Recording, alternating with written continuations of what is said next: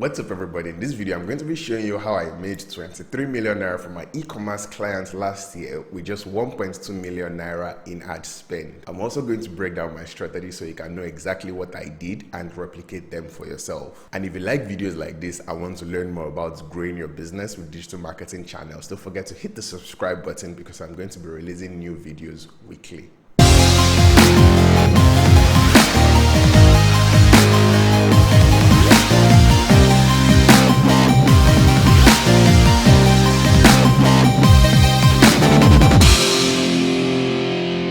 Alright, let's get started. So this is a case study of how I spent approximately $3,000 to make $63,000 for an e-commerce client. We had an ROI of 1,787%, which was really high because they had never had such returns before over ad spend.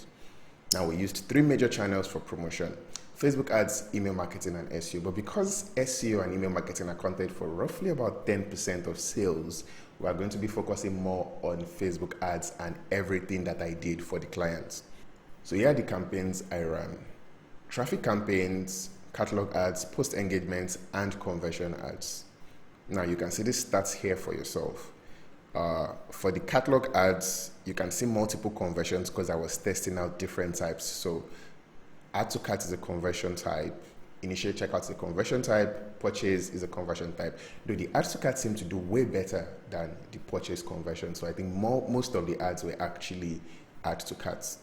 Now, every single campaign right here had multiple ad sets, and those ad sets had multiple ads. So it all depended on the type of campaign. I also ran retargeting ads, but the retargeting ads were part of this campaign. So let me do a little breakdown of what I did inside these campaigns. So for the creatives that I used, what I did was to pick organic posts from their Instagram pages that were doing very well. So these pages basically had social proof. We're talking of the likes, and they were talking of the comments. So I take those posts and then use them as ads on Facebook. So what happens is, when a person sees the post, even though it's a fresh ad, they're going to see the likes and the comments, and psychologically it gets them to take action because they believe it's not just a random ad. So think about it.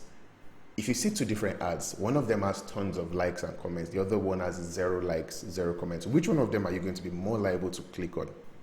So that was the exact mindset behind what I did. And if you notice, I also ran post engagement ads. So for that one, it was pretty much the same effect, but instead of it being organic posts that I was picking, I was actually boosting normal ad posts. So I would boost a specific ad because I know that I want to promote that product. So I'll boost it with post engagement just to get likes and comments, and then take that ad and then run traffic campaigns and conversion campaigns on it just to see which one would work better, and then scale my results from there. Now, for the kind of audiences I used, the cold audiences were lookalike audiences of website visitors, add to cart, initiate checkouts, email subscribers, purchases, people who engage with the Facebook page, and others. Now, I'm going to create a completely different video teaching the types of lookalike audiences and custom audiences and exactly how to create it. I'm going to give you the step-by-step process. Now, I also did multiple interest lists of between 3 to 30 targets. So I was always watching the audience size. I did not want it to be too large. I wanted it to be very targeted.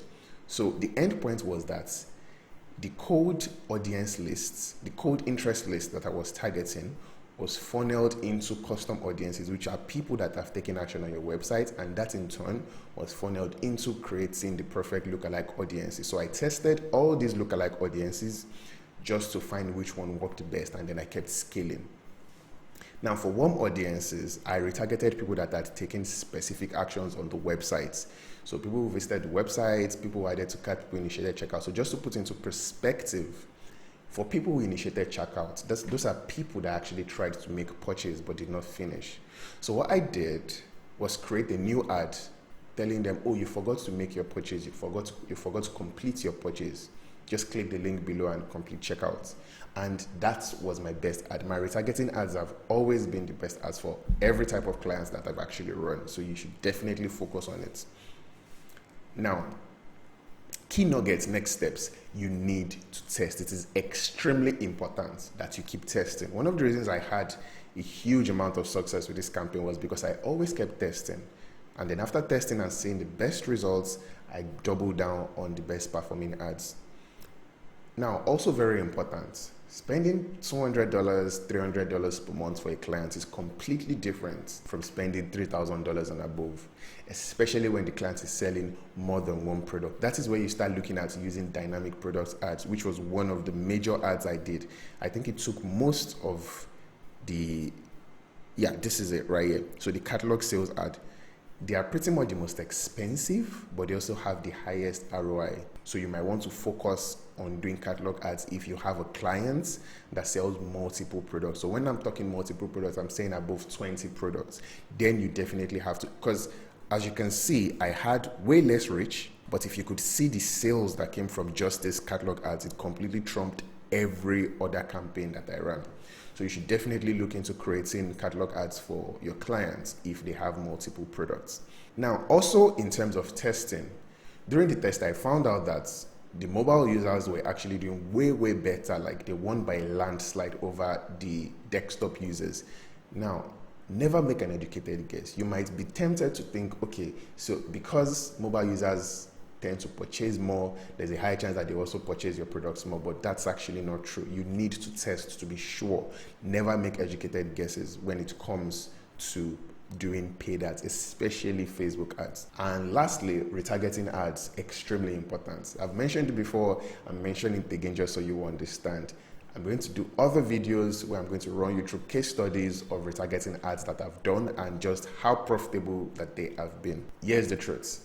The results above did not happen overnight. It came from a ton of hard work. So if you are interested in getting the same results, you need to be ready to put in the hard work. Thank you so much for watching this video. If you liked this video and you'd like to see more videos like this, don't forget to hit the subscribe button. And if you have any question, just leave it in the comment section down below and I'm going to reply it. See you in the next video.